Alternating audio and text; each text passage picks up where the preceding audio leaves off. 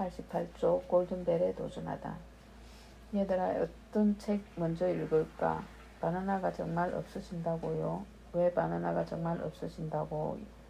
야, 책 포즈를 보니까 재미있을 것 같고 바나나가 왜 없어지는지 궁금했어요.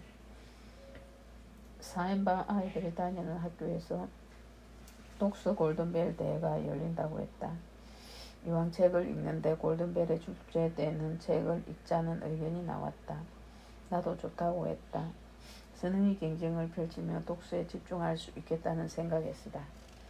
4학년에 선정된 책은 바나나가 정말 없어진다고 이원수 선생님이 들려주는 긴구, 만년 셔츠, 마법사 똥맨이었다.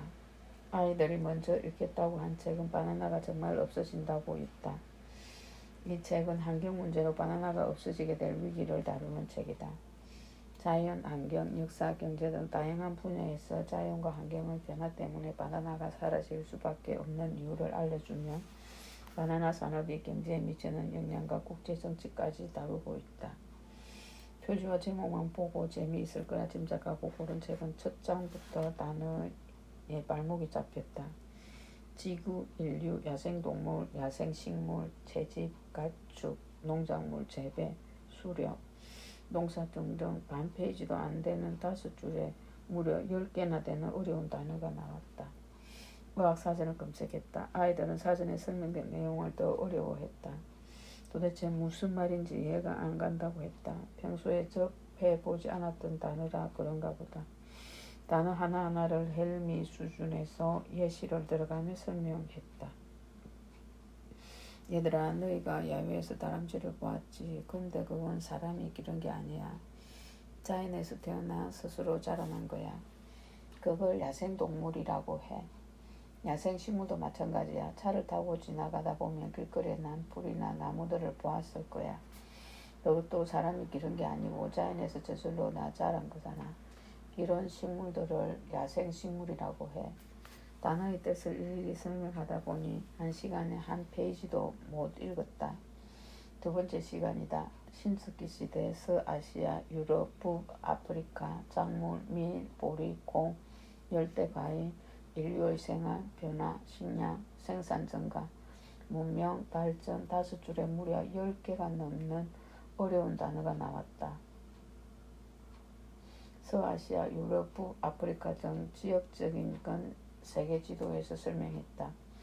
작물인 밀, 보리, 콩은 논에서 벼 자라는 것도 못 보고 자란 세대가 의학사전이 아닌 이미지로 검색해 실제 사진을 보여주었다. 그제야 아 하며 이해가 됐다는 신호를 보냈다. 페이지가 넘어갈수록 전문적인 용어들이 쏟아져 나왔다. 맷등식물, 생강목, 파초, 열량, 탄수화물, 콜레스테롤, 걸밖에 경제용어, 상업용어, 어른이 나도 설명하기 힘든 용어들이었다. 해결 방법을 찾아야만 했다. 한글에서 5칸으로 된 양식으로 단어가 들어간 표를 만들었다. 첫 칸에는 숫자, 두 번째 칸은 페이지, 세 번째는 단어, 네 번째는 단어 설명, 5번째 칸은 이미지가 들어가도록 했다. 이 책에서만 189개의 단어가 나왔다. 의학사전에서 단어의 뜻을 찾을 때도 최대한 쉽게 풀이된 내용을 찾아 옮겨 적었다. 이미지를 찾을 때는 단어와 딱 맞아 떨어지는 사진을 찾기가 쉽지 않았다. 네이버 이미지에서 찾아도 없으면 구글과 위키백과에서 찾았다. 네이버 이미지에 찾아도 없으면 구글과 위키백과에서 찾았다. 이렇게 몇 날 며칠 고생한 끝에 아이들이 알아볼 수 있는 제법 괜찮은 단어집이 되었다. 그리고 나서 호스트를 아이들에게 넘겨주었다. 호스트가 된 아이는 오늘 읽을 페이지의 단어들을 한 사람씩 읽으라고 했다. 호스트가 되어 수업을 직접 해보니 좋은가 보다. 헬미 나보다 더 재미있게 단어 퀴즈도 내면서 주도적으로 학습을 이끌었다. 첫 번째 책을 읽고 다음은 이원수 선생님이 들려주는 긴구 책을 읽었다.